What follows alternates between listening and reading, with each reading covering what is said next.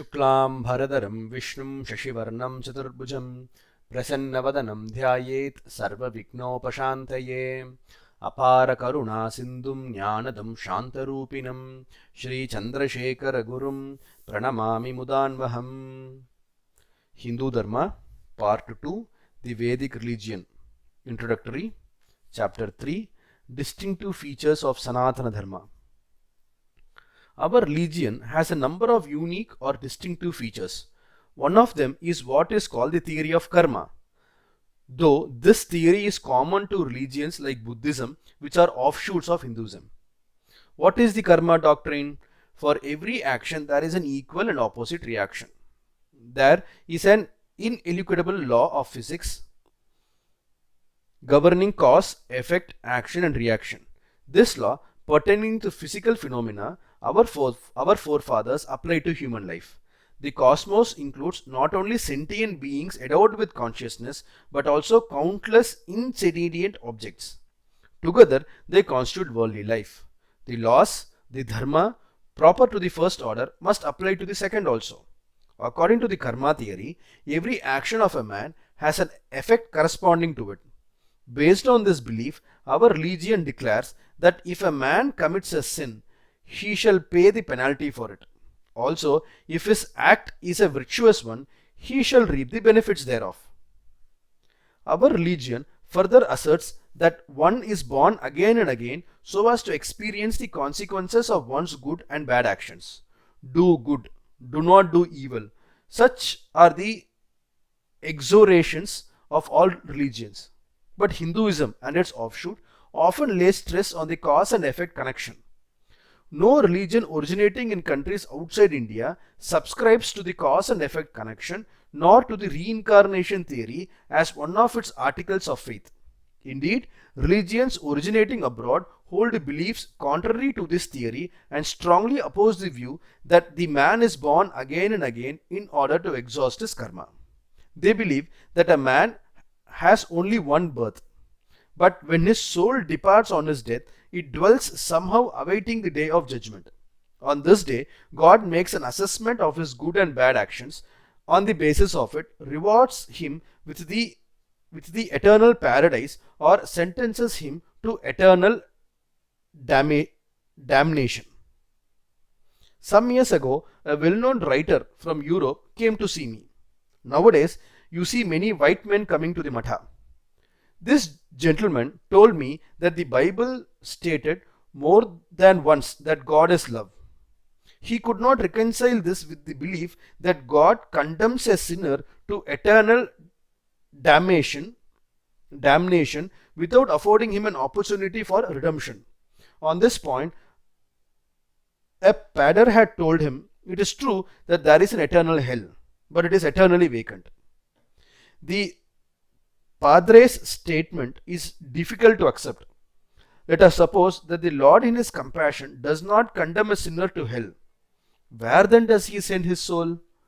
Since according to Christianity there is no rebirth, the sinner is not made to be born again. So he too must be rewarded with heaven as much as the virtuous man. This means that we can merrily keep sinning without any fear of punishment. After all, God will reward all of us with heaven.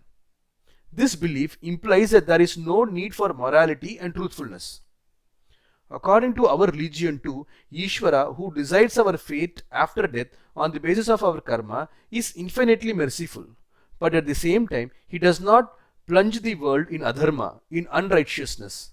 That is not how his compassion manifests itself. What does he do then? He gives us another birth, another opportunity to reap the benefits of our good and bad actions. The joys of heaven and the torments of hell truly belong to this world itself. The sorrow and happiness that are our lot in our present birth is in proportion to the virtuous and evil deeds of our past birth. Those who sin much suffer much now, and similarly those who did much good enjoy much happiness now. The majority is made up of people who know some sorrow than happiness and of people who experience sorrow and happiness almost in equal measure. There are indeed very few blessed with utter happiness. It is evident from this that most of us must have done some evil than good in our past birth. In His mercy, the Lord gives us every time a fresh opportunity to wash away our sins. The Guru, the Shastras, and the temples are all His gifts to wipe away our inner impurities. That Ishvara, in His compassion, places His trust even in a sinner, confident that he will raise himself through his own efforts, and gives him a fresh opportunity in the form of another birth to advance himself inwardly. Is not such a belief better than that he should dismiss a sinner as a good for nothing and yet reward him with heaven?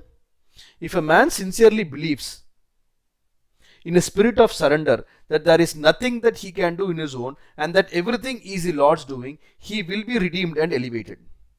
But it is one thing for God to bless a man who goes to Him for refuge, forsaking his own efforts to raise himself, and quite another to bless him thinking him to be not fit to make any exertions on his own to advance inwardly.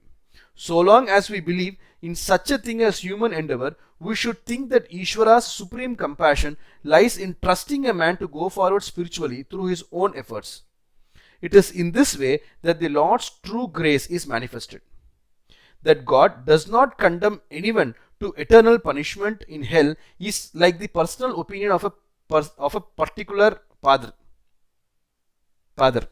It cannot be said that all religions like Christianity, which believe that a man has only one birth, agree with this view.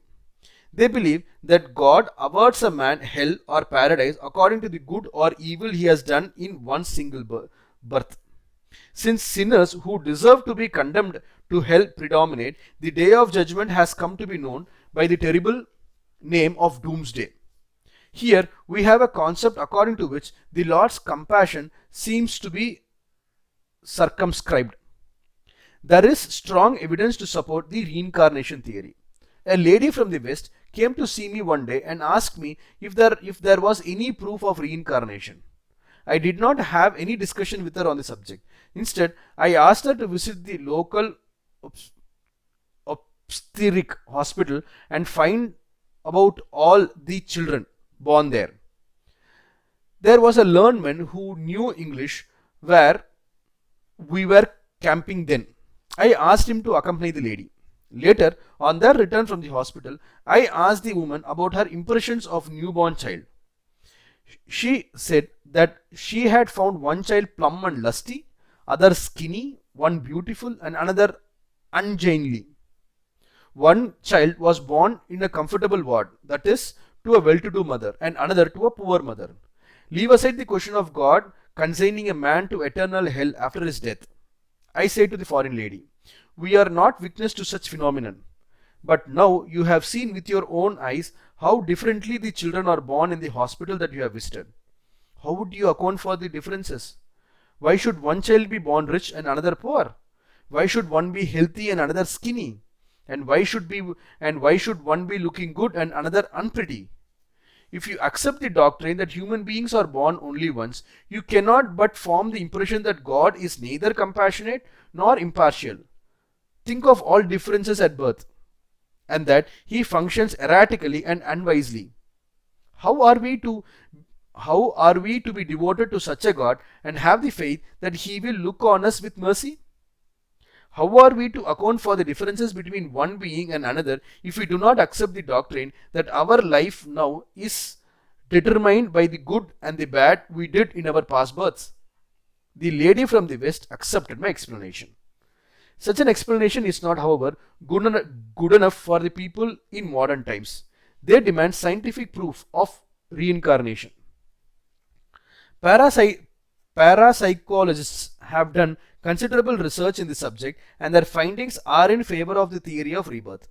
During the studies conducted in various parts of the world, they encountered people who remembered their past lives. They later recalled places and people they had seen in their previous birth. Places and people they have nothing to do with them now. The parapsychologists verified these facts and to their amazement found them to be true. The cases investigated by them were numerous. Most of them are wholly unaware of our past lives, but some do remember them. According to the researchers, the majority of such people have been victims of accidents or murder in their previous lives. The doctrine of the incarnations of the Lord, avatars, is another unique feature of our religion. The reality, Sadvastu, is one. That it manifests itself as countless being is one of our cardinal tenets. It follows that it is this one and only reality that transforms itself again and again into all those beings that are subject to birth and death. Also in the same reality that is manifested as Ishvara to protect this world of sentient beings and insentient objects. Unlike humans, he is not subject to the law of karma. It is to live out his karma, to experience the fruits of his actions, that man is born again and again. But in birth after birth, instead of washing away his old karma, he adds more and more to the mud sticking to him. If the Lord descends to earth again and again, it is to uplift man and show him the righteous path.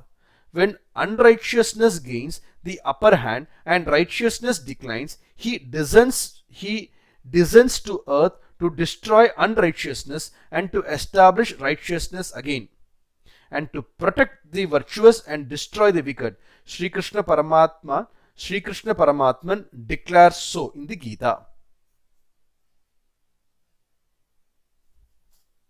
Ishvara is to be known in different states.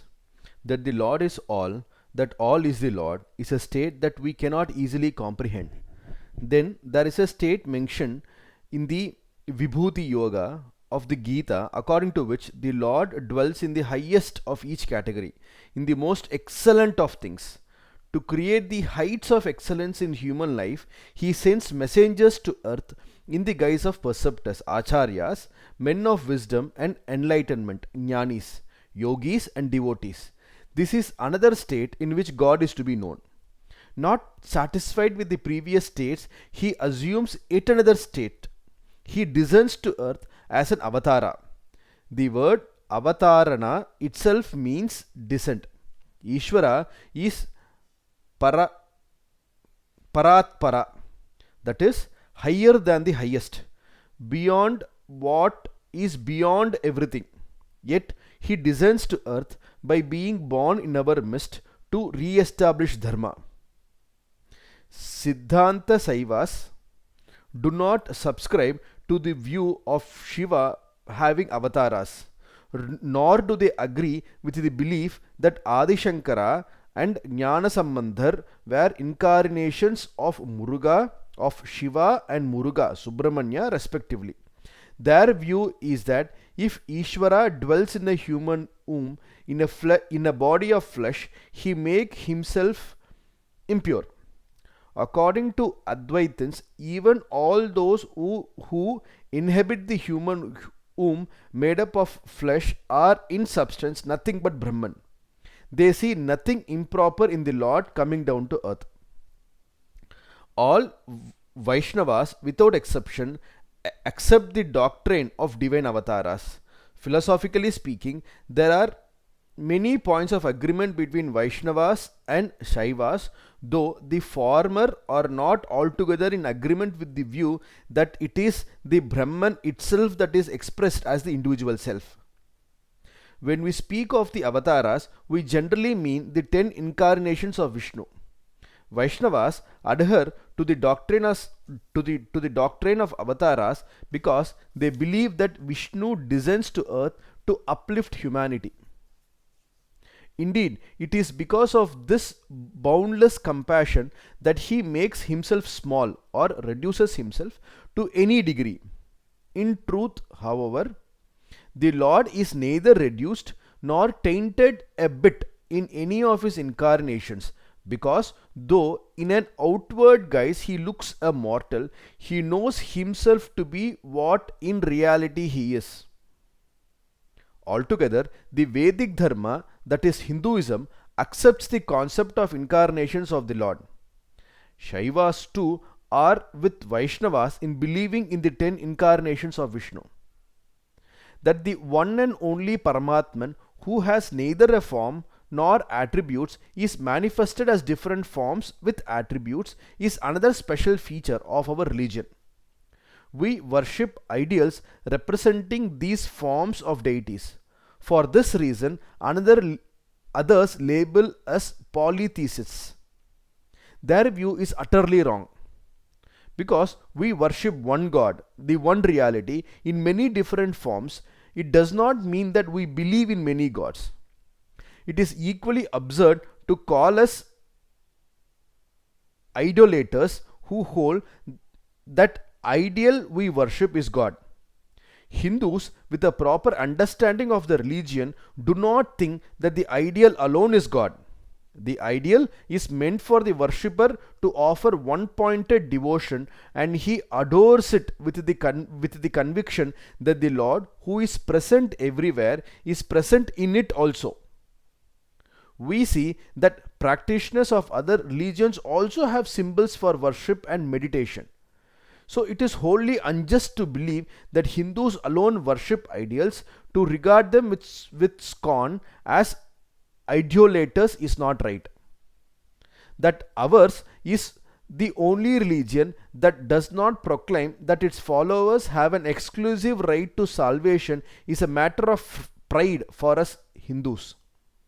Our Catholic outlook is revealed in our scriptures, which declare that whatever the religious path followed by people, they will finally attain the same Paramatman. That is why there is no place for conversion in Hinduism. Christianity has it that if a man does not follow the teachings of Jesus Christ, he shall be condemned to hell. Islam says the same about those who do not follow the teachings of Prophet Muhammad. We must not be angry with the adherents of either religion on that score.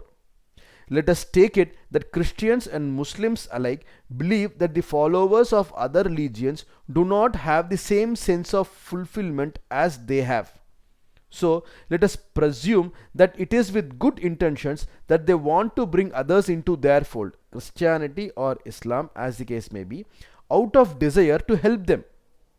Let us assume that if they resort to means that seem undesirable, it is to achieve what they think is to be a good objective, luring others into their faith. It was that they carried out conversions in the past. By the force of arms, Islam particularly expanded its way in this way. It is often said that Christianity spread with the help of money power, but Christians also used their army to gain adherents, though with the force of arms was associated the philanthropic work of the missionaries. White men had the advantage of money that the Muslims of the Arabian desert did not possess. Christian missionaries built schools, hospitals, and so on to induce the poor to embrace their faith. We may not approve of people being forced into a religion or of conversions carried out by temptations placed before them. But we need not for that reason doubt that those who spread their religion in this fashion really believe that their work will bring general well-being. We cannot, however, help ask whether their belief is right. People who do not follow either Christ or the Prophet, are they really condemned to hell? A little thinking should show that the belief that the followers of Christianity or Islam have an exclusive right to salvation cannot be sustained. It is only some 2000 years since Jesus was born, or only about 1400 years or so since the birth of the Prophet. What happened to all the people born before them since creation? Are we to believe that they must have passed into hell? We are only compelled to infer that even the forefathers of the founders of Christianity and Islam would not have earned paradise.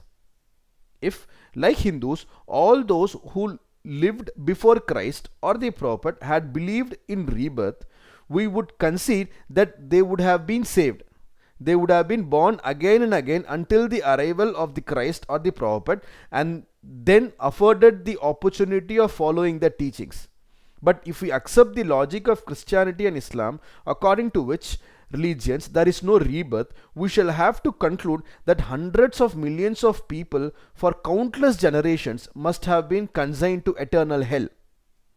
The question arises as to whether God is so merciless so as to keep dispatching people for ages together to the hell from which there is no escape. Where he compassionate would he have not have sent during all this time a messenger of his or a teacher to show humanity the way of liberation? Why should we worship a God who has no mercy? Or for that matter, why should there be any religion at all? The countries are many and they have different climates and grow different crops. Also, each part of the world has evolved a different culture. But the Vedas encompassed lands all over this planet from the very beginning. Later, other religions emerged in keeping with the changing attitudes of the nations concerned. This is why aspects of Vedic tradition are in evidence not only in the religions now in force, but what we know of those preceding them. But in India alone has Hinduism survived as a full-fledged living faith. It must also be added that this primeval religion has regarded and still regards with respect to religions that arose subsequent to it. The Hindu view is this: other religions must have evolved according to the degree of maturity of the people among whom they originated. They will bring well-being to their adherents. Live and let live has been and continues to be the ideal of our religion. It has given birth to religions like Buddhism and Jainism, and they, particularly Buddhism, have been propagated abroad for the Atmic advancement of the people there. I have spoken about the special characteristics of Hinduism from the philosophical and theological point of view. But it has another important feature which is also distinctive: this sociological. All religions have their own philosophical and theological systems. Also, all of them deal with individual life and conduct, and to a limited extent with social life. Look upon your neighbor as your brother. Regard your adversary as your friend. Treat others in the same way as you would like to be treated yourself. Be kind to all creatures. Speak the truth. Practice non-violence. These injunctions and rules of conduct relate to social life up to a point, and only up to a point. To religions other than Hinduism, social life or the structure of society is not a major concern. Hinduism alone has a sturdy sociological foundation, and its special feature, Varnashrama Dharma, is an expression of it. Varna Dharma is one and Ashrama Dharma is another. Together they make up Varnashrama Dharma. Ashrama Dharma deals with the conduct of an individual during different stages of his life. In the first stage, as a brahmacharin, he devotes himself to studies in a gurukula. In the second stage, as a youth, he takes a wife, settles down in life and begets children. In the third, as he ages further, he becomes a forest reticule and without much attachment to worldly life, engages himself in Vedic karma. In the fourth stage, he forsakes even Vedic works, renounces the world utterly to become a sannyasin and turns his mind towards the Paramatman. These four stages of life or ashramas are called brahmacharya, grihastasya, grihastya, vanaprastha and sannyasa.